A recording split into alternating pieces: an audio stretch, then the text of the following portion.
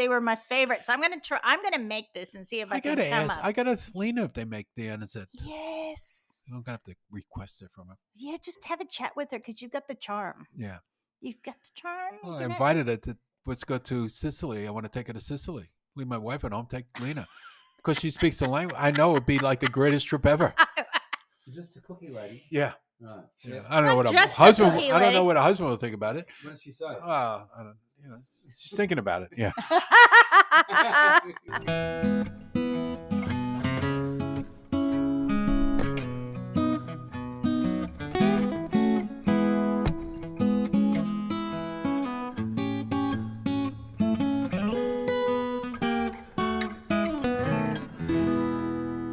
Gdayall, and welcome to episode 64, Entertaining with the Sopranos.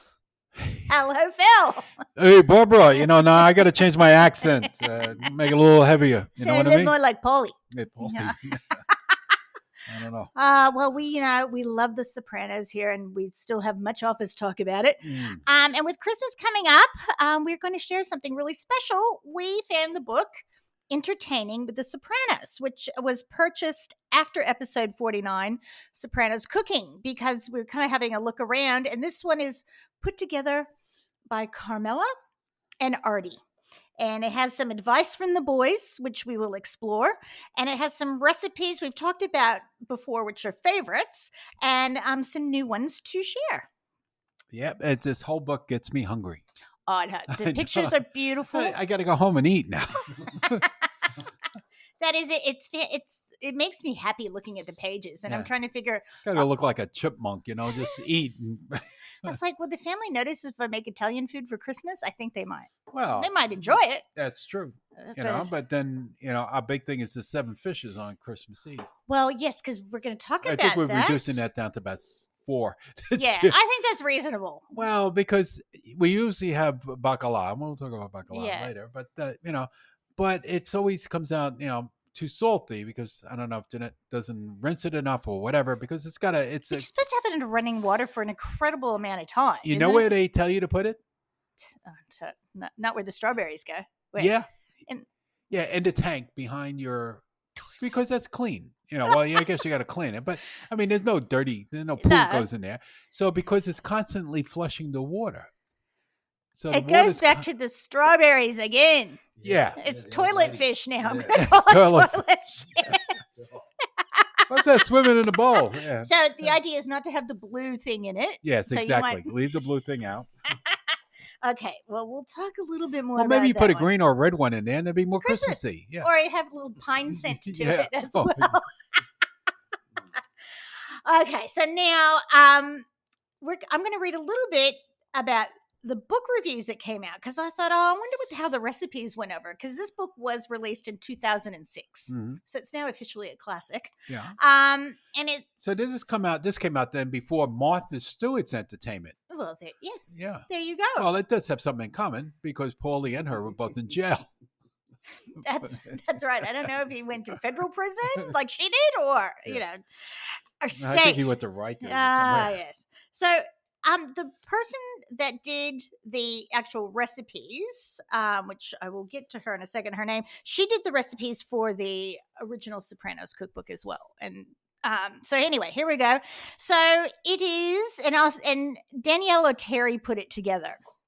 So a couple of quotes from the book review, which we'll put the link up to as well, because it's a little interesting read, is that the great genius of The Sopranos was that it played to so many audiences simultaneously, each one thinking the show was made just for them. And I agree with that. My dad adored it, and then I love it for different reasons. Everyone's a bit different with it. And the monkish authenticity is the reason that this is a shockingly fantastic cookbook. My mother found it in a bargain rack and gave it to me with a disclaimer, "Don't laugh, it's really good." Sure enough, it is really good. It's thoroughly layered with cringeworthy sidebars like How to Give a Toast by Polly Walnuts or Uncle Junior on Wakes, which I found very entertaining. And the recipes are for dishes pulled straight from the tables of Christmas Eves, christenings, and backyard celebrations of Neapolitan families. Or if you remember your Italian roommate from college talking about Christmas Eve dinner, his mother's recipe for spaghetti and red clam sauce is also here. It's ironic that my mother, who also owns this book because of all these dishes, are things she could make in her sleep. The recipes were authored by Michelle.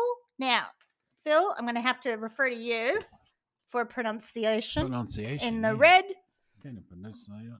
Which one? In the red. Michelle. Sciglione. Thank you. Yeah. Sciglione. So duly noted. And who's a well-known Italian. Also, our brother Joey Sciglione. We call him Skelzy. Was a brother Charlie Sciglione. So an Italian cookbook author, as well as a nice New York area Italian girl with a family from Naples. So she's legit. For non-Italians or even non-Sopranos fans, there are quite a few crowd-pleasing recipes perfect for entertaining large groups. And so it goes. There's more good things about it because it does look like a joke if you haven't seen it. Because it has Carmela holding platters of food and it, Yeah, has but that was all taken from the show. show. Yeah. So part of a few of the comments from people that had read this review, which Brennan quite enjoyed as well. This is a person, G. Berg, says, this cookbook was a gift to us many years ago. We thought it was cute, but it turned out to be wonderful. The recipes are very easy to use, and there are some classic Southern Italian dishes in there I ate as a child that I haven't seen in any other cookbook. Va bene. And then Cheryl, I've seen this and never taken it seriously, but now I'm going to buy it for my husband. My sons, big fans of the show. Seriously. Yeah, if you like to cook and you like the show, and it's, you know what it is, like that lady just said there, it's authentic. There's stuff in here that I've had as a kid and I haven't had it in ages because some of the stuff you can't even get here in Australia, you know. But I look at this book and I want to, I start drooling, Well, you had a big smile on your face last week when you were going through the recipes. Yeah, because I said, I haven't had that. I got to make that. Yes. Yeah. So you need to take that home and go through that as well.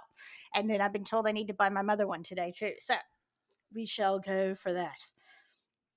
Okay. So we did the book review. Yes. And then today's show, we're going to have some tips and events for life. Yes. Some food talking points. Yes. How do we get a food talking point? Well, we put a food name out there and then we talk about it. Shush.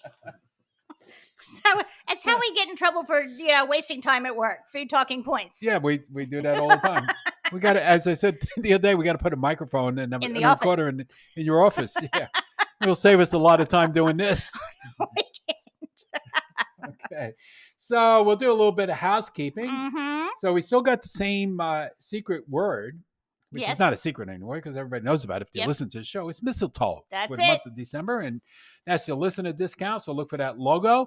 And it's good online or click and collect, but you can't use it in store because of software. Software. There's just an issue.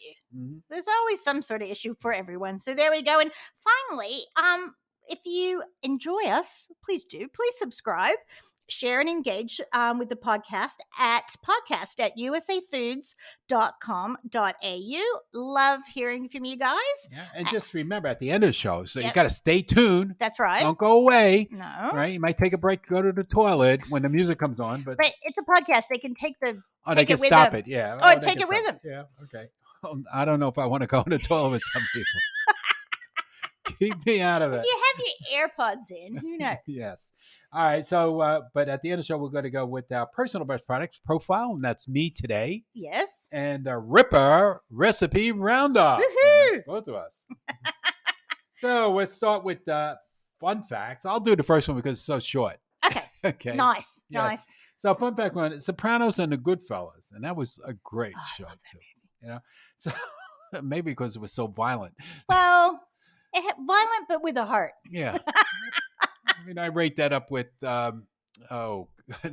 it's one with Singing in the Rain, A Clockwork Orange. Oh, yeah. And the Western show, not 12 Easy Pieces, but there was a Western show that I remember going seeing with my cousin in Kansas. Yeah. And we went out after we watched this movie. It's like, I want to shoot something. Was it a Clint Eastwood spaghetti Western of some sort? No, maybe? it was a spaghetti West one, but anyway. I'll think of it by the end of the show. Yes, please. So, but there was between the Sopranos and the Godfathers, 27 of the actors were in both. So there's not a many Italian actors out there. Well, that's right. I think they're both. I think I'm going to Hollywood. That's right. I still think of when they're slicing the garlic in prison, just very thinly, very thinly, with the razor. Let me just correct you there. Yeah. You said Godfathers was Goodfellas. Goodfellas, Sorry. yeah. Just in case anybody's... Yeah, Goodfellas. But there was also some, because I did read that were in the Godfather. Oh, yeah. And the good, It's like the group. It's like, yeah. Okay, so I And will they go play bocce afterwards. Yeah. Did you know The Sopranos had a Christmas episode, which I want to go back and watch now? Season 3, episode 10, and it's called "To Save Us All from Satan's Power." The annual pork store holiday party is fast approaching, but Tony Soprano isn't feeling the Christmas spirit. A visit with the ghosts of Christmas past lands Tony back in his psychiatrist's couch.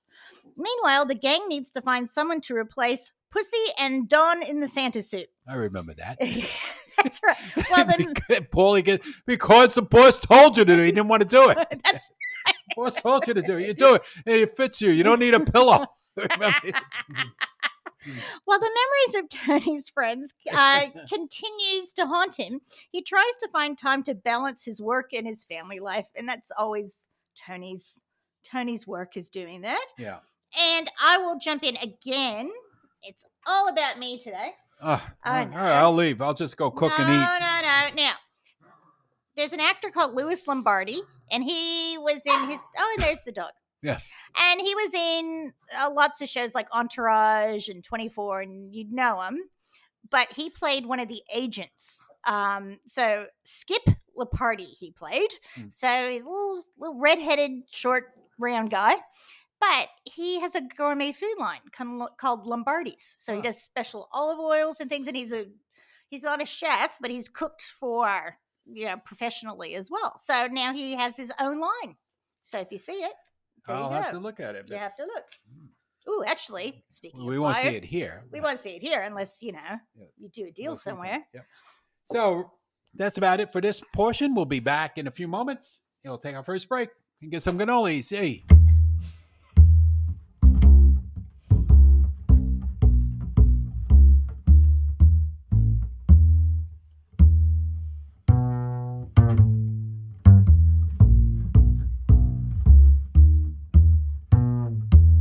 Okay, welcome back.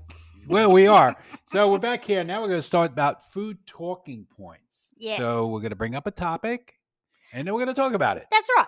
And we're going to flip through the book. So, you'll hear pages turning, because we actually had a little sneak peek last week and had a look at some things. And we're just laughing to ourselves. Yeah. Because, today's charcuterie board is yesterday's antipasta. That's right. So there's a lovely picture of that. Now, before we go through what's on this, my mother, my first communion, if there was a party of some sort, 8th grade graduation, high school, whatever, we always had an antipasta platter. Always. And mortadella is our favorite, so I'd usually hit that first. But that... With the olives or... no, I like it with the pine nuts or pistachios. And I can't find it anywhere here. It's not coming in the country. Here. You can find the olives. That's about it. My search. But so I just find it funny that now it's, there are whole pages on Instagram and all that of people that make an entire business of coming to your house and filling your entire dinner table up for a giant antipasta platter. But then once you have that, you don't need anything else. That's right. This is just sort of like to get you through to the next one. So this one that's pictured in Carmela's book has well, you got some olives, you got prosciutto, yes, you got some capicola, gabagol. Yes, that's right. I think my mother actually ordered that by the name. Yeah. Sopressata and mortadella. Yeah. And this ricotta in wedges, which... Yeah, well, that'd be baked. Probably. Yeah. So you bake the ricotta, and then you could cut it. And baked ricotta is really good.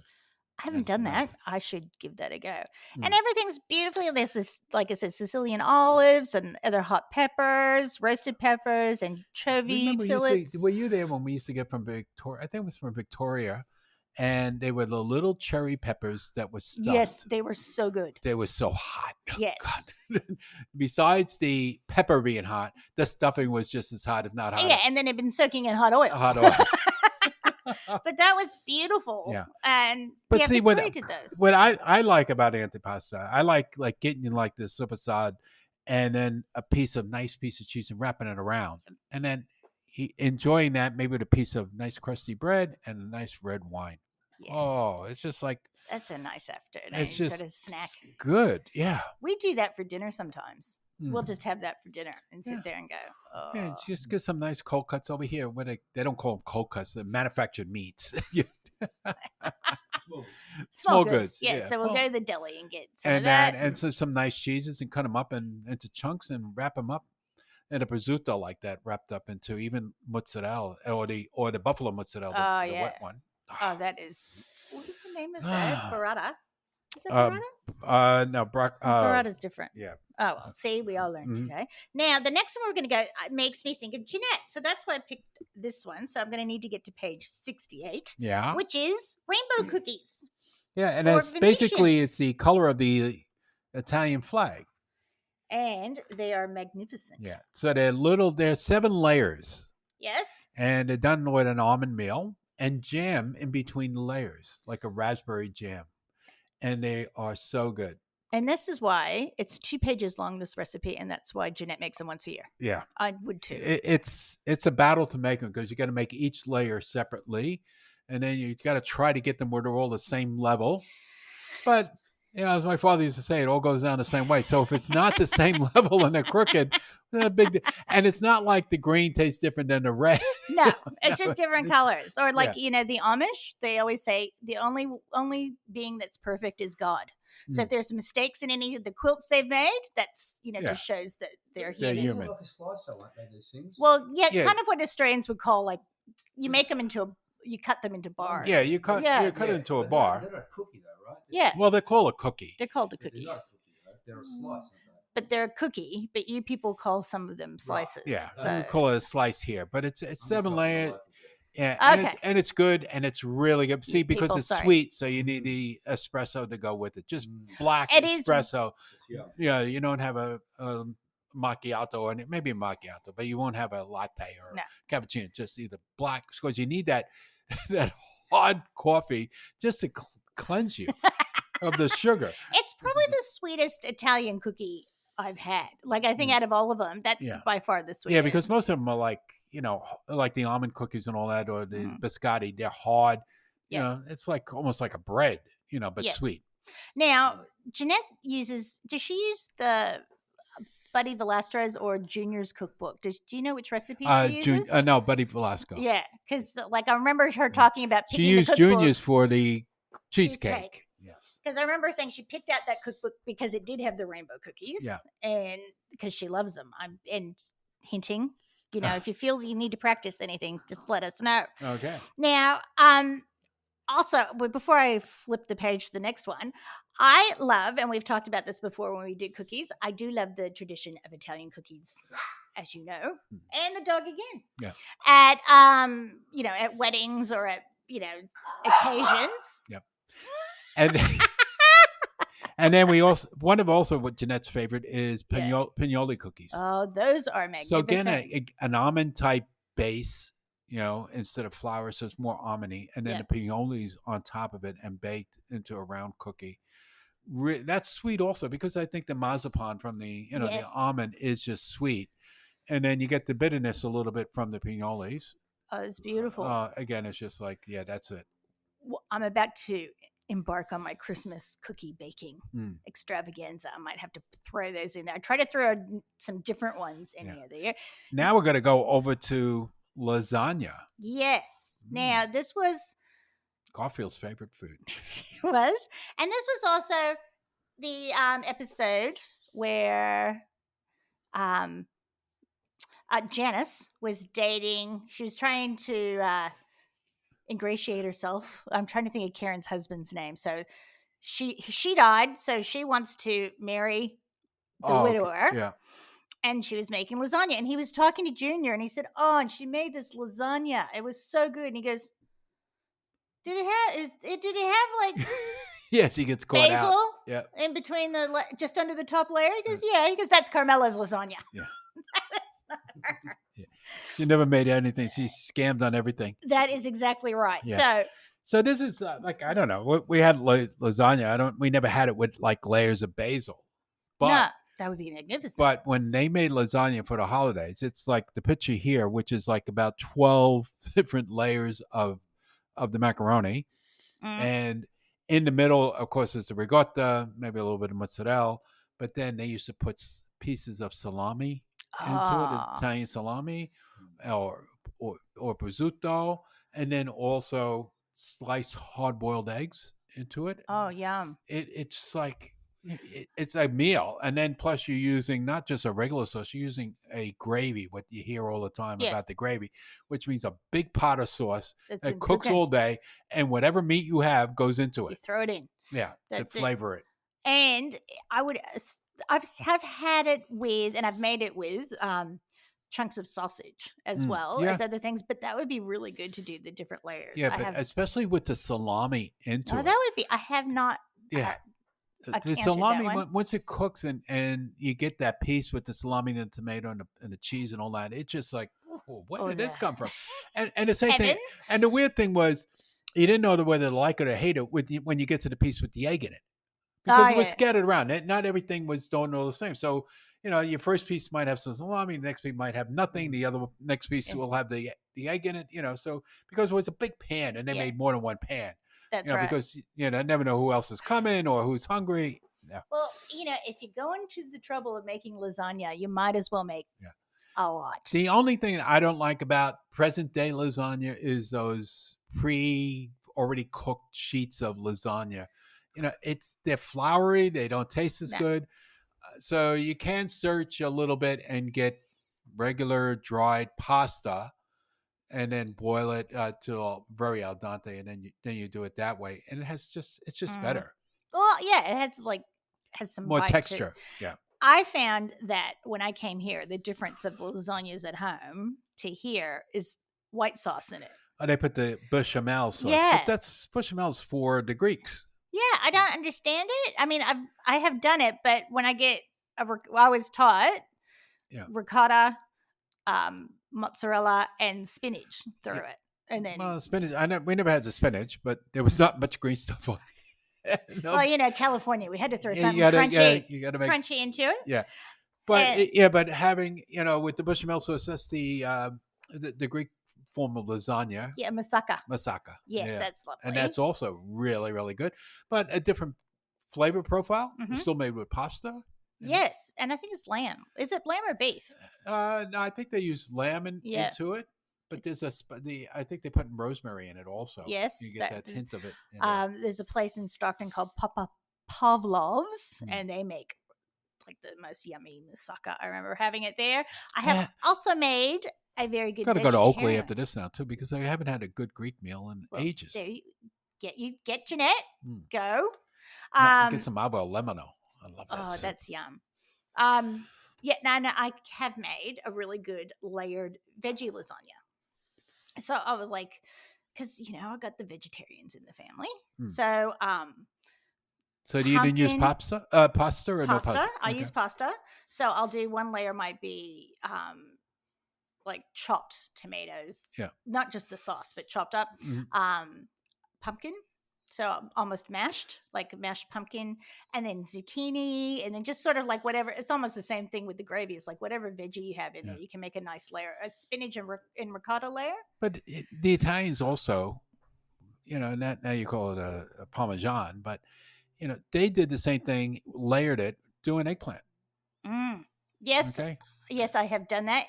Yeah. And you fry the eggplant, and then so once you fry it, then you do it like that, and that's so rich and good. So good. Can I just tell you, like I made it for Ken's a while back. Took twice as long because the vegan Parmesan doesn't want to fry. It doesn't want to stick to anything. Yeah, we had a fight.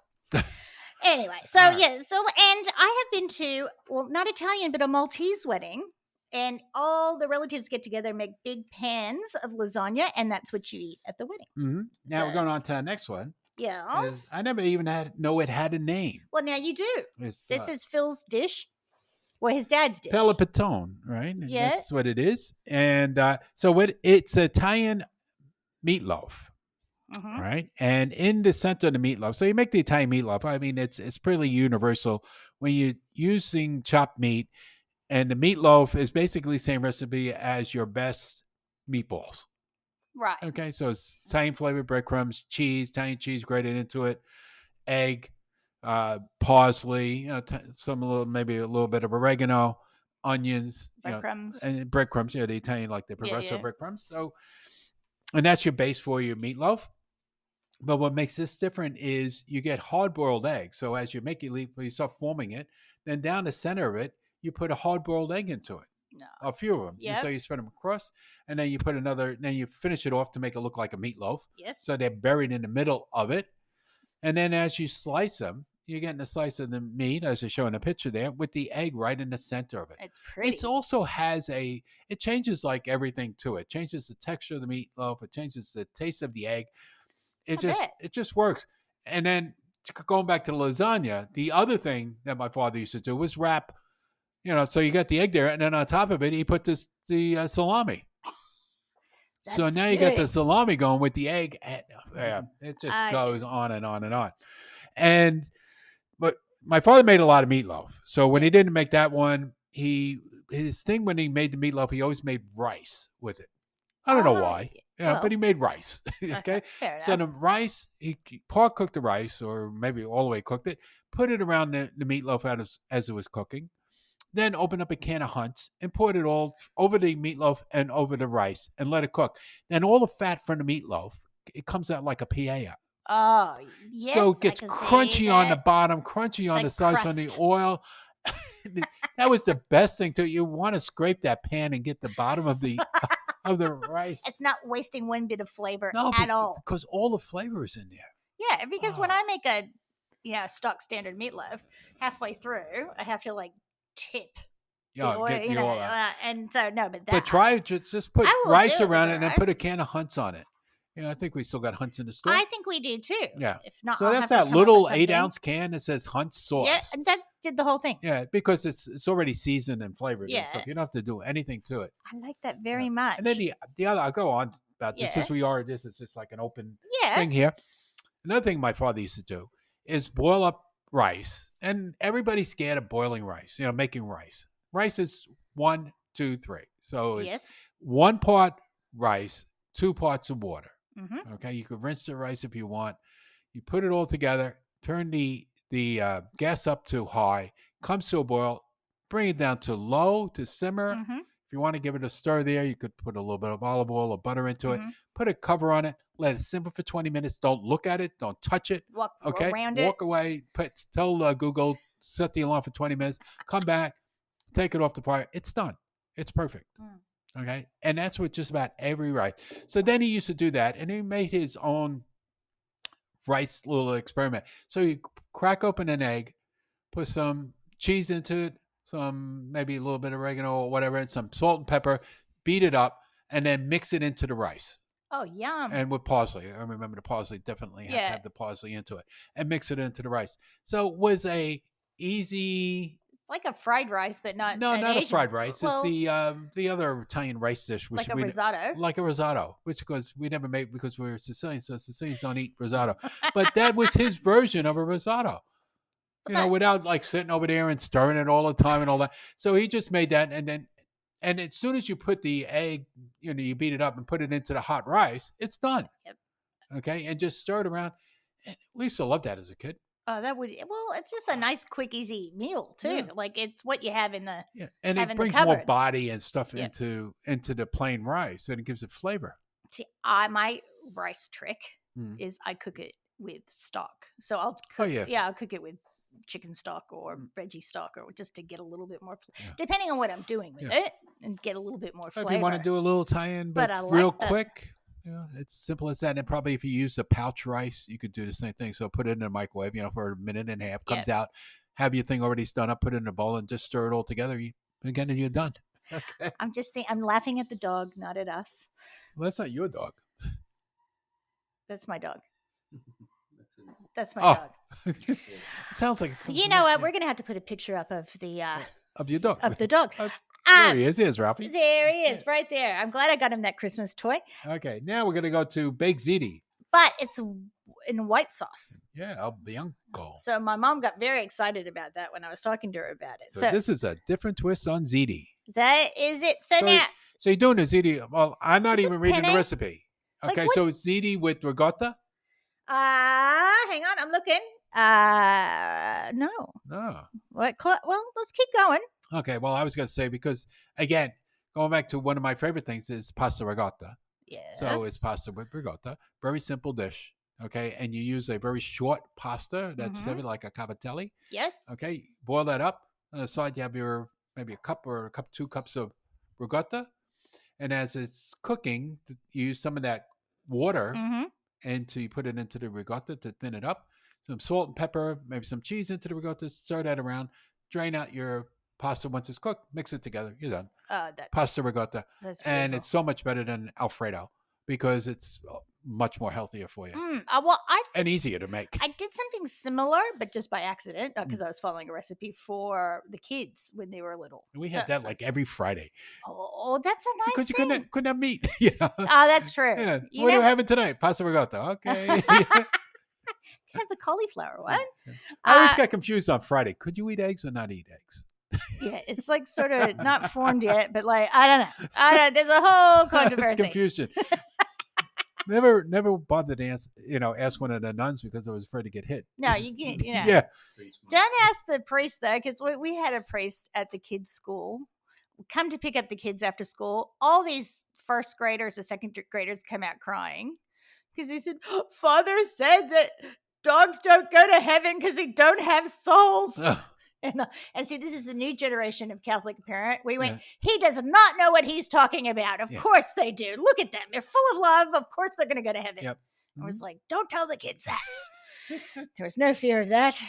Now, this has mozzarella and smoked mozzarella and boiled ham. So it Ooh. might be good after Easter or after Christmas, Yeah. actually. Well, And actually, I wouldn't use ham, and I would use prosciutto. yep, Yeah, that would because be it's good. more flavorful. And bechamel sauce. Oh, the bechamel. There it is. Here it is. But it's Carmela's bechamel, so it has to be better than the ones we've been given. I don't know. Not a bechamel guy. I like Yeah. it, but I don't make it. Now, we Okay. are going to talk, Phil. Yeah. I want you to fill us in On this. on this because it's Christmas Eve. Yeah. And I've got some Christmas Eve recipes here. Mhm. So Carmela's, we've got spaghetti and red clam sauce, linguine with spicy shrimp and tomato sauce, bacala, octopus salad, baked stuffed shrimp, and sea bass with tomatoes, olives, and capers. Now, what are you doing this year? What am I doing? Well, we are, because we talked about it today. You having toilet fish? No, we're not having toilet fish. We threw the toilet fish out because I got tired of complaining about it. So we are going to make linguine and clam sauce, Oh, excellent. but not the red clam sauce, white clam sauce. I like the white clam Yeah, sauce. so we're going to do myself. that. So we'll go over to our friends over at Costco, and Mm-hmm. they have the little pippy clams. They're not as flavorful as like what you get on the cold water, Yeah. the little neck clams and Yes. stuff like that. But they do. So we do that, and we open up a can of clams also to fortify a little bit more, Yep. and some white wine, a little bit Beautiful. of butter into it, olive oil, and then cook all the clams together. And once they open up, mix it with the pasta, you're done. It's, again, very simple recipe. So- Anything you make with seafood is quick. Quick and do you Yeah. have to now? So when you're doing all the fish dishes, Mhm. do you do them one at a time or do you put everything out? Everything comes out at the same Yeah. time. Yeah, even when my aunts did it and my grandmother did it, everything was like, I don't know how they managed to do it because they were frying the shrimp and all that. And the fried shrimp is very simple. It's just dredged in flour. And I don't know whatever they just had this knack, and I tried doing it. And it tastes like it's like fried flour. But when it was just so good. It's sort of like going to Carmine's and getting the fried calamari over there. It is just so good. You know, That sounds fantastic. yeah, it's light and it's airy and it's just Moorish. It's just this is good. I want any more. Well, So, but we're gonna do that. And the other thing, looking at some of the cooking shows and stuff, and because we liked also clams on a half shell, but baked clams. yes. And see, maybe I should try it with these other clams because the last time I bought them, they were pretty full. Most of the times you get the pippies here, there's like nothing in them. Okay. But these were pretty meaty, so they might work. I and have to doing make baked a clams. confession. I'm scared to cook seafood. Yeah, Like a lot of people are. I am. It's out of my comfort zone. Mom doesn't like cooking seafood, so Yeah. I didn't see it that much. Mhm. I order it when I go out. I order often, because I I don't think cook they it. can make it better than you. Well, at least I get to taste it, and I don't know if I've screwed it up or not. Yeah. So I need to sort of get over my fear and try a few Yeah. things to get past it. But so we like the baked clams, and then I saw a recipe on TV. Probably Jamie, I think it was Jamie Mhm. Oliver. He made baked mussels, and mussels are plentiful here. Oh yes, especially in this area. So it's just so simple to do. So you get the mussels, you put them. This one here, I put them underneath the fire on my pizza oven thing. So and it got more of a smoky taste. Oh, which wood. was good. So and once they're open, then you take them out, and then you take the top shell off, and you lay them in a pan, and then you sprinkle your mixture of cheese and like Progresso Right. breadcrumbs. Very simple. Just throw it onto there, and then hit it with some olive oil. Then bake them a little bit longer. Take them out. Yeah, they were just Ooh. good. And that's basically how you make a baked clam, also. So you get them to open. If I can't shuck a clam without cutting my hands up, so I would pre-cook them, then use all that juice that comes out of them, then mix that with the breadcrumbs, Oh yes, that and then makes put them sense. back into the shell, and then put them into a hot oven or underneath the grill, and then brown them off. There you go. Okay. We're gonna do that. Yeah. That sounds like I could probably try that one too, but that sounds And the best magnificent. part of it, all that juice and stuff that goes around the clams with the Yep. juice and the olive oil and the breadcrumbs, with a nice piece of bread, sopping that up. That's And the best see, and you part. can do your bread, so you get your bread ready. Yeah. So you could do everything. What time do you want it? Yeah, I guess I'm going to start now. And the other thing, like you mentioned there, was octopus, pulpa, in Yes. Italian, pulpa. Now, I remember coming back, I used to work down in Lower Manhattan by the fish market, and I worked midnight. So 4 in the morning, go down to the fish market and hopefully not get killed. So, and buy like some of the seafood for my aunts and stuff for the holidays. And one of them was the octopus. You get a nice sized octopus. So, how they used to cook the octopus, it's Yes. very unique. Tell me. So, you get the, not these little baby ones. So, these are the big Yes. good junjos. So, you grab it by the head. Uh-huh. Okay. They're already dead. So, Handy. and you have a pot of boiling salted water. Okay. Okay. You probably need a thong because otherwise your brain's up. Yeah. And they used to put it into the boiling water Yep. for about a minute and a half, then pick it up. And then you could tell if it's cooked if the tentacles curl up. So then you just go basically up and down until those tentacles curled up, then it's cooked. Oh wow. Yeah. So then you take it out, let it cool, and then you get some of the skin off and stuff, and they would clean it, or the fish market would clean it for you. And then we chill it, and then use it as a salad Oh, that's it. with olive oil, lemon juice, and parsley. Well, the recipe for that's what it looks like. Yeah. And that sounds fantastic. And you said that And you do that also with shrimp. So you chill your Yeah. shrimp and just do the same basic thing: olive oil, lemon, parsley, maybe a little cracked pepper, that sounds fantastic. and that's all you need. And that's a beautiful, light, summery. Really, for There the it is. summertime, There's a it's picture of nice it. too. So yes, they've done that. Similar, very similar. Well, we might have to try that. I don't And know. the other thing to make if you're going to do pasta Yes. on Christmas Eve, it needs to be in a fish sauce. Ah, So that makes that's your sense. red sauce. So and if you don't want to do the clams, then you can use shrimp. Calamari makes a great pasta sauce. So if you get a whole calamari, Yes. what you do is you're using your basic breadcrumb Yeah. mixture and stuffing it into it, and then getting a toothpick and tying the ends up, and then cooking that together into your sauce. Right. So you get the flavor of the calamari into your sauce, so you get a nice fishy sauce. And then when you take out the calamari, like the tubes, and you slice them. Oh, that would be great. Yeah. I've never tried And that. don't forget the capers. Yeah, that's the other thing. Like that, like the red sauce there, you need capers in it. Oh, I love capers. I do quite love. I've got some in the fridge at the moment. This is all sounding. Yeah. It's making me hungry. So now which the is whole bacala, point. that was Yes? the other thing. So the bacala, it's like a 7-day project. So you got to bring it home. You got to soak it. Some people Yes. soak it in milk for a few days too. So but you got to keep Yes. on changing it and just to rejuvenate it because it's an old method of preserving. So you got to get the salt out of it, and that's why you're flushing the water all the time, or in Mhm. this case, some of the milk. And then you coat it with flour, like a Mhm. seasoned flour, and you pan fry it, and then you put it with some tomato sauce and stuff, and you coat it. You put it into the oven and bake it. And Right. then it comes out, and it's just How do you know when you have enough of when it's rinsed enough? you don't know until you probably cook it. Like But all great things. yeah, but you can't over rinse it.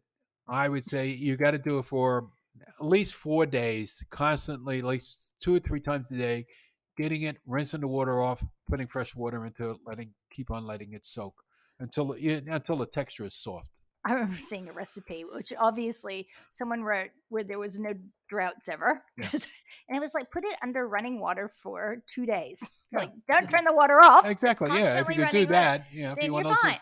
Yeah. And the other one, so bacala is salted cod. Yes. And then there's another version of it, and I don't think it's a cod, but you do see it at some Italian delis, and it's hanging up, and it's thinner than a cod, and it's Yeah. long, and that's vicious stocco. What it means in Italian, I have no idea. So vicious stocco is another salted fish, but it's like a baseball bat. That's how hard it is. With a salted cod, it's flexible. Right. This one you can knock someone out. This one you can knock it out, kill them, and eat the evidence. That's a good plan. Yeah, but that's like the premier one. If you're going to do a salted fish, that's the one that if you're serving that, they look at you like, oh, you got money, Well, I will keep my eye out when I'm going to the deli in the future. Mm-hmm. Now we're going to jump to something that you made for Easter. Oh, the pizza rustica. Which is amazing. But I want you to talk about this because it was so good. Yeah. So my first thing is this is something not from my family. This is a northern Italy. I'm sure it's from northern, but just for what's in it and how it's made. Right. It's a northern Italy type of dish. Mm-hmm. When we used to go to the original Sopranos, right, before they became a franchise and all this other stuff, where the mama did the cooking, that was their thing. Used to go into their thing on 65th Street, and these pizza rusticas will sit on top of the counter along with all the other antipastas type stuff, and just the smell of the cheese and the meats in it, it just drive you nuts. You just have to have it. So it's a pie. So you're using a sort of a pie crust, not a sweetened pie crust, but it's sort of in between that and just bread. Right. So that's like your base, and then it's ricotta. I think you have to dry the ricotta pretty well, and then there's 4 different cuts of meats at least in it. So you got your gabagol, you got your supersad, you got your prosciutto and salami, and then your other cheeses. So you're using like a Romano into it also, and chunks of it. Yes. Because you want those chunks all to melt in together, and you mix that all together. You make your pie out of it, and the smell that comes out of that oven. Well, I was lucky enough to have samples of it this year, and it was at work, and it was one of those things where you go in, you cut yourself off a little slice. Yeah, because it's so rich to eat. Yeah, and then by the time you go back and sit down, you go, actually. Yeah, I don't get the whole taste of it. Yeah, I think I need a little bit more, and then I'll stop it. It was magnificent, and it is a lot of work goes into it, so it looks special as well. Actually, it wasn't that much work to go into it. It's just like mixing everything. It's getting all the stuff to go into it. So you got to go to a good Italian deli where they have the stuff and they understand that. No, I don't want to slice. Cut it in like a ½ inch or whatever, how many centimeters that is. Just cut me a slice like that of the gabagol. Yep. And then, of course, then you can't say gabagol because they don't know what you're talking about. The capicola. Oh, you want the capicola? You want the hot one or the mild one? Yeah. Just give me the gabagol, eh? Yeah. Missy, Yeah. now, when I look at this book, no, I'm almost going to say it like that now, too. When I looked at this book, there were so many, like, because, I'm a dessert person. Yep. There's so many things. So I have tried to stay away from that, to be fair. But anise toast. Anise And is that? I miss the flavor of that so much. And it's like the Stella Dora cookies. Mhm. Those were we talked about Yep. them because they were my favorite. So I'm going to make this and see if I can gotta come ask. up. I gotta ask Lena if they make the anisette. Yes. I'm gonna have to request it from her. Yeah, just have a chat with her because you've got the charm. Yeah. You've got the charm. Well, I you know? invited her to let's go to Sicily. I want to take her to Sicily. Leave my wife at home. Take Lena because she speaks the language. I know it'd be like the greatest trip ever. Is this the cookie lady? Yeah. Right. Yeah. I don't know what a just the husband. cookie I don't know lady. what a husband will think about it. What did she say? I don't. She's thinking about it. Yeah. Okay, Phil. So Cool if you noodle. can talk about the Yeah, I think that's what she called me. Cool noodle, which means like I don't know what it means, like a pain in the Back ass or off. whatever. Yeah, no, cool Back noodle. off, man. My grandmother used to call us all little kids cool noodle. Well, Brendan went to get cannolis one day in the shop, and he was surrounded by a bunch of Italian ladies that Yeah. thought it was so sweet that he was trying to order stuff. So he came home with like I don't know how much of everything, Yeah. and it was wonderful. It's been too long since we've had those. And when we were looking at these recipes last week, and you came across this one, you went, oh, which is lemon ice. Lemon ice, but that's a summer thing. God, you used to get the lemon ice. Summer And, here for yeah, Christmas. and the How good would cups, that be? the little cups, the little paper cups, Yes. that were pleated. Yes, I do know exactly what you're talking about. That's what you had them in, and lemon ice was like the first one. Then they came up with chocolate ice and Cherry, I've cherry, and all the seen. other flavors. But it's always been lemon ice. That's like always because it's like sort of like a aperitif, Mm-hmm. right? And that you could have it in between meals, and I think that's what they Cleanse would the serve. palate. Yeah, cleanse the palate. But when you're living in the Bronx or in Brooklyn, you wait for the icy guy to come down, or you go to the local bakery. The bakeries, all the bakeries served in the summertime, they had all the thing of lemon ice. Well, It was like a nickel for like a scoop or 2 scoops. Oh well, looks. I've always been intrigued by it because I've never had it. Yeah. And then I was watching Buddy, the last Cake Boss, and he was talking. He goes, "Okay, we're gonna make lemon ice." Yeah, He it's goes, like a slushy. "Yeah," and so he made like cherry and a few other flavors. He goes, "It's all lemon ice, Yeah. but it's like grape lemon ice or cherry lemon ice or whatever." It's And it's it's a generic mixed name. and it's mixed up. They probably it probably came out of making gelato. Yep. Where they ran out of milk or something, one day, or Yep. the cream, whatever else they put in. Oh, well, skip that. Let's just do it this way and do it in the machine because it comes out, slushy like that, like a slushy machine.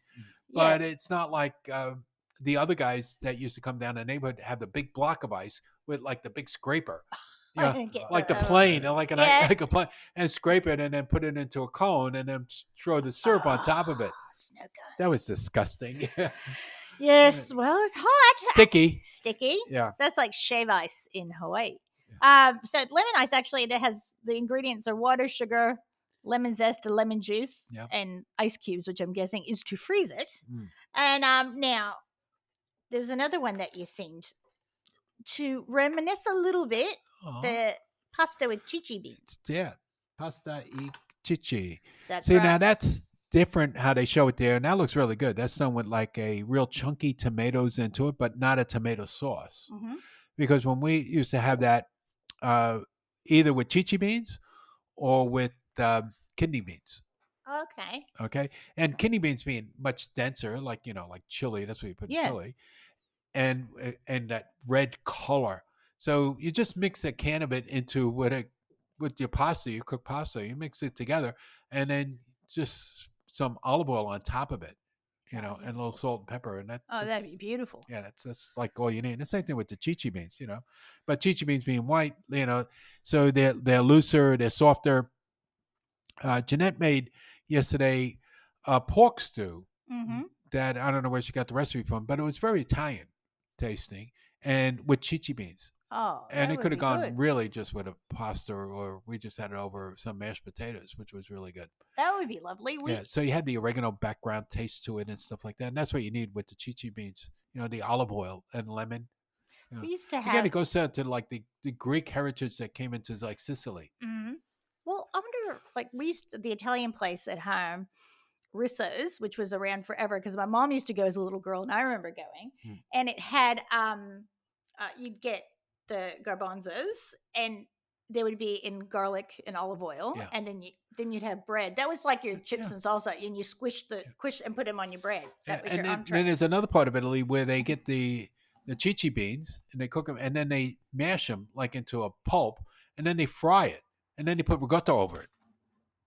Yeah. And so this was That's all I can say in this this is like podcast. Avenue is U yum. guys, Now the last two we don't really need any Yeah. photos because stuffed mushrooms. Yeah, Which, Jeanette's a big stuffed mushroom fan. which I've decided I'm doing for Christmas because I know You can stuff it whatever you like. the producer You doesn't can make like it with mushrooms. cheese. You can do it with but breadcrumbs. You can do it with other veggies. Jeanette makes it. She chops up other veggies and a little bit of breadcrumbs. Put it in there with some olive oil and yes, garlic. Yeah. I'm doing that. And they talk about, so this is entertaining, like confirmations and stuff, and a sheet cake. Yeah. Because before everyone went to have someone make cakes, like Penny does her beautiful cakes, Right. you'd get a sheet cake from the bakery, or your One mother that you would could make eat. it. You don't have to look at it all day. That's Oh, right. that's beautiful. Don't cut it. Yeah, that's right. No. And it was perfect for cutting. No one had to worry how to cut it. You just cut it in squares, and off it went. And that was one of those things that made me think of home and celebrations and growing up and all of that sort of good stuff. All right. So now we get some tips. Okay. My favorite tip. I know. I'm leaving this with you. You can talk as the rules of Godfathering by Silvio Dante. Yeah, Stevie Van Zant's right. Well, it's The boy's life. Yeah. All right. That's. so anyway, they're playing poker. If you remember the scene, Oh no, this is a different one. This is Which the one? poker one. the poker one, right? That's what we're talking about. No, we're talking Godfathering. But you Oh, can go to Godfather. poker. No, go to poker. Okay. Well, the poker one was, well, you're playing poker. Don't interrupt me. Okay. That's right. So the kid brings some food, and something falls on the floor, and he comes over with the little whisk broom and stuff and starts sweeping it up. What are you doing? You're being Hazel? I love that line. And only people that in our generation Yes, know we who know Hazel was. Yeah. That's exactly What are right. you doing? Hazel over here. Get out of here. Here it is. Don't clean. I've been known to lose my temper at the sight of some lackey cleaning cheese off the floor around my feet in the middle of a game. Yeah. Don't sweep, vacuum, empty ashtrays, or lemon pledge during a game. If that's your job, be very careful. Yeah. And then we can go back to The Godfathering by Yep. Silvio. Now, I love this because I can see him all hunched over. From baptism on, your presence is required at every religious turning point in the boy's life, all the way through to seminary school if that's his choosing. So now start to prepare a long toast for each occasion. And the other one is give him your I guess there's no girls involved here. Yeah. Give him your private phone number. If he calls you at 3 a.m., it's probably important. He may have gotten a girl in trouble or something. He can't tell his old man. I've been there. So that's like his Gambade. That's Yeah. right. And we also have the art to giving money. Christopher- Mazzante. That's right. Mazzante. Chrissy. Yeah. There you go. So giving money is like a big thing with the Italians, and for whether it's weddings or like a feast, a saint feast, Yes. like San Gennaro or something. So Saint Gennaro, they come out with the statue of the Blessed Mother, and she has like a what a robe or whatever. Robe. Yeah, or just like that something comes down that they could pin money onto. So by the time she left, it was red and now it's green. Beautiful. Well, there's Yeah. the Italian colors for you. Yeah, and they all got to pin all the $5 notes on it. And Well, yeah, Chrissy says, because they don't have any dollar bills. They gave it all last night at the strip Church? club. sorry, I said church. Well, that's church for some people. Yeah, It's always give cash. No checks, no IOUs, Yeah. travel vouchers, gift certificates, or Nope. free car wash So coupons. always cash. Cash. Put in a little caboose. Yeah. Put it in a plain, legal-sized white envelope. Do not put your name on it in a word script, nor include a stupid to a cool grad, etc. card. Yeah, and you got to have your name on it because your mother would get it or you would do it, and you got to note. And this is true. And You they get a show it in book. one of them. They got to write it down, know what they gave, so when it's their turn, That's right. okay, Well, they gave $50. Well, we got to give $50 back. You Well, know, they if they didn't even gave cover their 5. plate. Yeah, exactly. So, and then of course, then when you're going through all the things, and you said this one's a cheap bastard. Oh, look how much Uncle Joey gave us, and you know, so If they it's give you 50, do you ever sort of go, "Oh, let's give them 70 because we like them"? no, It's always no, it's a always rule. square. No, it's either Right. the same, Right. or if you want to Square. piss them off, give them less. Yeah, and you don't want to talk to them anymore. Yeah. Less. Yeah. Right. You like It could be them. $5 less, and then you're in a shit God. because I then bet. they check also. Look, he only gave us $45. We gave his son 50. God.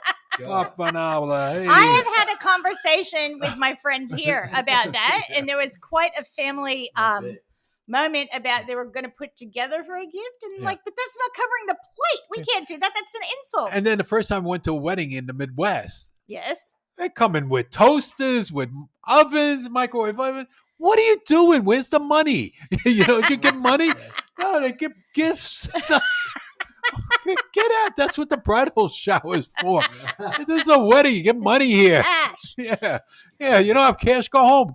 Go bring it back. And there's one last thing with Chris. Don't make a big show of giving. Think of it like passing a secret note Yeah, exactly. to a spy or making a drug buy on the street. Like you've no doubt seen in many a TV crime show. Locate a dark corner for the handoff, followed by the requisite bear hug. Yeah, it's true. You never make a big deal about it. It's always like a little bit on the side. Here it is. It's just, it reminds me, there was a commercial with Frank Sinatra, right? Yeah. And Steve Wynn. Right. In the Wynn Hotel. And so Steve Wynn is bringing him into his room, and like Frank's playing like he doesn't know who he is, and he's telling him, "I hope you enjoy your stay here and everything." And then Frank puts his hand into his pocket, takes out some money. He's like doing it on the side, and he says, "Okay, thank you for showing me the room." And he shakes hands with Steve Wynn and puts some money into his hand, and Steve Wynn looks at him like. He doesn't know who I am. Yeah. That is. It's a classic commercial. I've had that with people just a little slash of money. Now, next thing is I want Polly Walnuts. How to Give a Toast by Peter Paul, Polly Walnuts. Gutierrez. Quietly stand and ask for attention. No clinking of glasses, wolf whistles, or "Hey, I'm talking here." Joke lines. Show a little class for once in your life. Make it short, my friend. It's a toast, for Christ's sakes, not an address to Congress. Well said. And there's a section here for ladies' luncheons and things. And Carmela's, some of her favorite gifts are a ceramic angel, a book of affirmations, silver-plated heart-shaped compact. Now, Syl's wife, Gabriella, or Gabby, she there's a whole page here where she tells you how to fold napkins properly. And that's his real wife too. Is that his real wife? Yeah. I did not know that. I thought I knew a lot, but I did not know that. Yeah. If you look at the credits. Awesome. So, and then we've covered because how what happened is a story. Tell me. We're way over time. Yeah, Wait, but I don't care. how it happened was she got the job. Right. And they were looking for another character. And then I don't know if Stevie went there with them or whatever, but then he interviewed and he said, "I'm not going to get this job." And then he got the job. So there it goes. And he's there to the bitter end. Yeah. So, yes. So that is that, Yep. I think. We're going to come back, with the Ripper recipe roundup. Okay. There we go.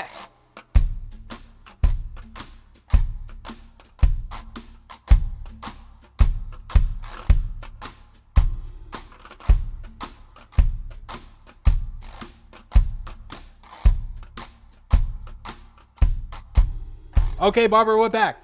All right. Now we're running overtime, so let's make it quick. All right. If you want to come down and see us in person, you can come down to 73 Cochrane's Road, Moorabbin. Our hours are Monday through Thursday, 10 to 5, Friday, 10 to 8, Saturday, 10 to 5, and Sunday, 11 to 5. And just a quick note, Christmas Eve this year is on a Friday night. Yep. So we're going to be closing at 5 that Friday. Just so everyone is aware of that. Mm-hmm. And New Year's Eve? And New Year's Eve, we'll talk about that. I'm thinking we'll probably do the same thing. Yeah. That's right. Keep it easy. That's right. Let people get to their things and enjoy themselves. Yep. Now, the code for the month of December is mistletoe. So please use that when you're getting a listener discount item. Yep. And do we have any emails? Oh, well, I have some feedback here. I had a conversation with my mother, so she's taken over the whole feedback. Sorry, everyone else. We'll get to you next week. Now, she has a bone to pick with both of you. Oh, right? Oh, I'll leave now. No. The producer is not allowing enough time for the recipes to be given. Oh. Some of us want to write them down and make them. That's why you can replay it. Pause. Well, no, some people are not comfortable pausing. So you need to let that go a little bit longer when we're giving out recipes because she goes, I can tell you're being hurried up and I don't like it. Yeah. Now, Phil, she bought celery salt on your recommendation. She goes, but now what do I do with it? I'm like, there you go, Phil. Okay, so now what you do with it? There's a lot. Anything you need salt in it, you substitute with that, but be careful because it is salty. Yes, that's right. More salty than celery. I use it in my pizza sauce as to bring the salt into it, and it has a nice flavor to it.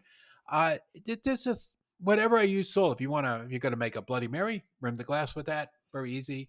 You're using it into anything like soups, stews, gravies. Chicken salad. Yeah. You said put it in salad. It's just better than using plain salt because it has more flavor to it. I think where she was going to leave it, she was going to try to put it on, or she's going to try it on cucumbers. Now, this is the thing. Cucumbers, steak. Now, at home. Burgers. Yeah, all of that. Now, at home, did we call the Lebanese cucumbers here, but Mom goes, they're Armenian cucumbers. So are they? Did you guys call them Armenian? I never had them before. We only had those little short, fat ones. Okay, so we used to have them as Armenian, but here they're Lebanese. Yeah, so cut I the don't ends know. off. The big fat ones. Cut the ends off. Bring them around and stick them on your forehead. Yeah, so that was it. Now she also thinks that we need to give out the corn casserole recipe soon, which I will do another time because I have my job this week. Yep. And she said it's the best recipe to, have Jiffy in your cupboard, do it, and do things like put Ortega chilies in it, or put, bacon, or a whole bunch of different things. Now, what else did she say? Well, she put in some orders for Christmas presents. You don't need to know about that. Yeah. But I did have a funny thing about my mother. She realized today that she is the little old lady at the grocery store that she used to complain about. And then she mentioned, like in this conversation, she said, so, I saw Harold the Butcher and then Mario did this for me. And she mentioned someone else. I can only think of Dana Carvey. I'm sorry. Yes. So Mom walks in now. When they see her coming, they go, that's okay. We'll open your own checkout line for you. And the produce guy leaves and opens it for her. She was in competition with another, I don't want to say, well, Mom is quite petite, another little old lady, trying for molasses cookies from a bakery in Berkeley. And they both desperately needed them for a gift. Luckily, the stock was low, but there was enough for both of them to purchase them. And then she went to the one lady, I think in the deli, and said, what's going on with the cookies? Because they're really low. And she goes, wait, we have to talk. That's grocery. And then I think she got Kevin or whoever. Yeah. Kevin, what's going on with the cookies? He goes, I'll have to talk to the manager. And Mom goes, he always looks so grumpy. Don't do that because he might be in a bad mood. He goes, no, I'll find out. So now they're going to have this abundance of molasses cookies because my mother came in there and said, what's going on with the molasses cookies? Anyway, I thought that was for funny. Anybody that could relate to this, yes. that are watching the football games from America live, where they have the American commercials, the Aetna commercial, or I think it's Aetna or one of the insurance companies, where they're trying to train the younger people not to become their parents. And the one at the grocery store, the guy's walking out, look at this, a mixed combo of goodies. No, we're not having a party, we're watching a football game. Okay. And then he's walking around and he sees the manager and he goes, hey, Joe over in Cold Cuts, he's doing a great job. And at the end he's pushing the car back into the wagon, where they all fit, and the kids there. And he goes, this one pulls a bit to the right, just have a That is my mother at Podestos. So if you are in the anywhere in the Central Valley, make your way up to Podestos and enjoy a nice trip, especially the cold cut section. So that is my feedback for this week. I'm sure she'll have some more, and we will hear some more. Okay. All right. So now we're going to do personal best products. Yes. All right. So it's my turn this It's week. your So turn. right now I have in front of me, it's medium heat. Can you guess what it is? No, it's Salsa God. So this is salsa made by two young guys. Oh my God, hang on. You're saying it like George Costanza. It cracks me up. This one is a smoky garlic chipotle. All right. So I picked this one because smoky garlic has a lot of flavor, and chipotle gets that smoky. So salsa is not just for salsa anymore. It's salsa, not salsa. All right. Salsa. So the biggest difference between salsa that you buy here that's made here in Australia or Brussels, there is one that's made in Aldi, El Torito. Or Right. It's not made in anywhere that would make salsa. Nowhere south of any border. No. So, but the biggest difference, and even the old El Paso's, it's not the same as the American one. So this one is light, it's fluffy, it's airy, it's saucy. Yes. So salsa is sauce. That's right. If you pour it out and it's thick like ketchup, it's not salsa. No. Okay. So you know what? Everybody knows what to do with salsa, but other things you could do with salsa, because you open up a jar of salsa, you use half of it for your dips and all that. When people come over, you got the other half to do. Yeah. What am I going to do with it? Well, tell me. You got leftover chicken. Mm-hmm. Cut it up, put the fry pan on, a little olive oil, toss the chicken into it, put the salsa into the chicken. Beautiful. Bang. You just flavor the whole thing. Same thing with meatloaf. Even if you're cooking regular pasta and you're tasting the sauce and it's just not there yet, you got that salsa. Throw a bit. That'll wake it right up. Yeah, it's good to pour over the top of an omelet as well, or inside. I've done that. It's not huevos rancheros, but you could. I never could pronounce that. I think I get thrown off with the H. But you could use that to add to your sauce with huevos rancheros too. Or if you got tomato juice, add some of this and then put your vodka in it. Ooh. Or tequila. Yes. Yeah, because it is Mexican. But this also, there's no thickeners in here, no additives. It's all plain. It's good for you. And that's the way it should be. It's got to be that way. So that's some of the things I would use, and also into rice. Mm-hmm. Now you have a Mexican rice or a Spanish rice by adding the salsa into your rice. Well, and you know what else I've done with salsa that I've needed to, and that would be magnificent. When we are out of enchilada sauce, I have just made sure it's smooth. Just blend it up. I'll blend it up, and I have used, and I've just tweaked it. Like I might put a little bit of tomato sauce or tomato puree in it, and just have a taste. Yeah. But I have used that for that as well. And you can cook I know you had the cooked leftover chicken, but you can cook like a chicken breast, butterfly in it. No problem at all. And salsa is always great on chicken. Yeah. Okay, and this is made in Texas. God bless Texas. Yeah. Okay, and if you like Texas, we have a young fella, Owen, that's working with us now, and he's going to be working the front counter, and he's got that draw. And it's so pleasant because yes, ma'am. Thank you, ma'am. And no, sir. Yes, sir. Yes, sir. No, sir. Yes, sir. Yeah. I asked him, I said, did you get your learners? He goes, ma'am. Why, yes, ma'am, I did. And actually, he's quite lovely. So he's working on some weekends and some Friday evenings. But we've got a bunch of new people that are all, doing really well and excited to be there. So I think you'll have some fun if you come in. Yeah. Now, my turn for, you have to say the words, Phil. No, we just did. Recipe. Get it backwards now. Ripper Recipe Roundup. Okay, so Mom, who kept laughing as she was trying to say it, I'll try to go slow because it's National Cupcake Day. Actually, today. We're out of time. And what is cupcake? It's nothing but a small cake. That's right. And do you know what cracks me up is that people go, "Can I use this cupcake mix to make a cake?" or vice versa. Yeah, I think you could. Yeah. Now, so I am looking at from a good website that I have used, Natasha's Kitchen, and it's for the perfect vanilla cupcake. But before I read the recipe, I will read some tips because cupcakes are different. You want your ingredients to be room temperature.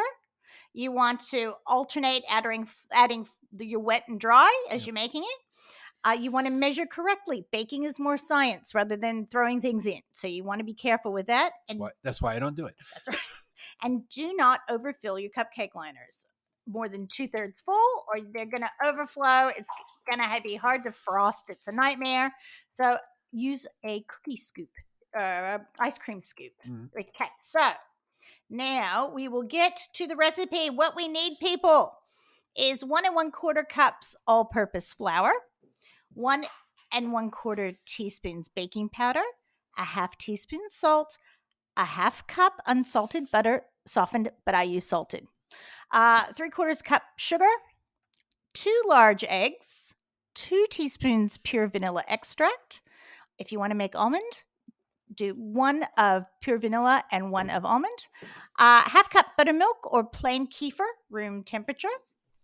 Heat your oven to 180. Line your cupcake tins with the little cupcake holders.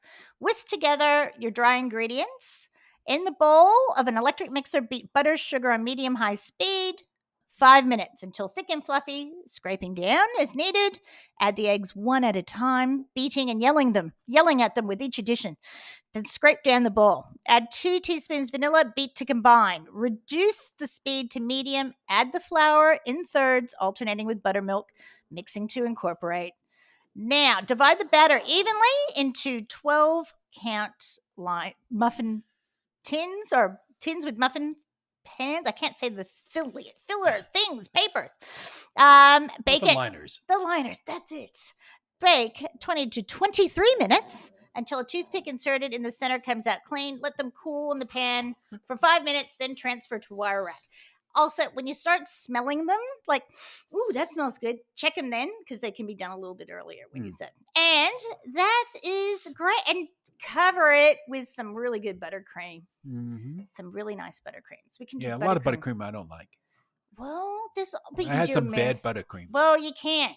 Yeah. But you can have American. You can have Swiss meringue buttercream. You can have all sorts of different Italian buttercream. I'd just rather have cream cheese frosting. Or you can do cream cheese frosting. Yeah. There you go. So there is my recipe, Mom. I hope you could write it down. Okay. Now, mine is National Hamburger Day. Oh. Oh, what's so special about hamburger? Nothing. Okay, I'm done. Okay. All right. Everything. All right. So I'll give you a recipe, my recipe of how Yeah. I figured out how to make a White Castle slider. Oh, I think excellent. I might have talked about it. Well, I talked about it. But Talk about it again. And the other one is you could Google this one. If you Google Shake Shack and how to make a Shake Shack hamburger. Yeah. So it's a mixture of, and I think just off the top of my head, it's like, and the butcher would do it for you, or you could do it yourself. But ask your butcher to do it if you're having a party or a burger thing. Quarter part of sirloin, a quarter part of brisket, and a quarter part and half part of rump, and they blend all those cuts together, and that's what they use. So it's on their it's on a website, or just Google it. You'll find it, and it also has their sauce, which is easy to make. Okay, so that makes taste away. But now let's get back to the old favorite, one of the first franchises, White Castles. Yep. So to make it, you need cheap meat. So it's ground chuck. Yeah, don't waste your time on the other thing. Yeah. So ground chuck. So make it official. Put it into a little square. Pound it down into squares. That's only about, I don't know what it is in centimeters, but you could change it around. About a quarter inch Yep. thick. Okay. So you put that down and then get a little something and mark out like where you're going to cut it, because you want it the size of a playing card. Right. Okay. And you want like a few holes in it. Okay. All right. So you could do that before or after. So once you lay it out, put it into a sheet, like a baking sheet, cut it into your squares, put like little holes into it. Don't use a pencil, figure something else to use. Chopstick. And then freeze it. Maybe put it on like baking paper so it comes off the baking pan, and then freeze it. Once it's frozen, good. Okay, because that's the way they use it. It's frozen when they cook it. The other thing is, now you get your skillet. Go out and buy some dehydrated onions. Yep. Soak them into a bowl. Okay, till they're hydrated. So maybe like an hour before you're ready to cook it. Heat up your skillet. Pour in a ladle of that juice, all the juice and the water and everything. Of course, it sizzles and everything. Then place your square little hamburgers on top of them, one at a time. Yeah. Okay, till they're all full, and then put your buns on top of that, Ah. and then just give it about a few minutes when they turn gray. Okay. Really? Because you're steaming them now. Because Yes. what you're doing, you're now steaming the meat, and that's what gives it the flavor. And of course, it goes up into the roll and steams the roll at the same time. And just get your skillet, pick it up on the bottom, put your things together, put a pickle on it, cheese at that time after it's cooked, because then it will melt the cheese because it's hot enough, and some ketchup, and you Bob's your uncle. Okay. So it's the process of steaming and the onions. That's what gives it the flavor. Oh, that sounds Yeah. fantastic. And I forgot to put a little salt onto the onions, into the onion mix. Ooh. Or celery salt. Yeah, hey, Leslie, celery salt. Yeah, and that's it. So it's got to be frozen, holes in it, thin, quick and easy, and it's a steaming process. I like that. Okay. All right, so let's talk about next week's show. Christmas traditions and travel. And we have all traveled around that time of year. How fun is that? Oh. Okay. All right. And for the sign off, you're going to be Eddie or I'm going to be Clark? So we're going back to our... I'll be Eddie. This is what, Christmas vacation, right? Mm-hmm. Okay, so you're Eddie. Yep. Surprised to see us, Clark? Oh, Eddie, if I woke up tomorrow with my head sewn to the carpet, I wouldn't be more surprised than I am now. Not said it, I'm sure. Not that Chevy Chase would say it. But. That's very good. Okay, till next week. See you then. Yeah. I love my barbecue. Once you find a love like mine, you know that love is true. Understand, I'm just a man with a pork fat baby back blues. Yeah, understand, I'm still your man with the pork fat baby back blues.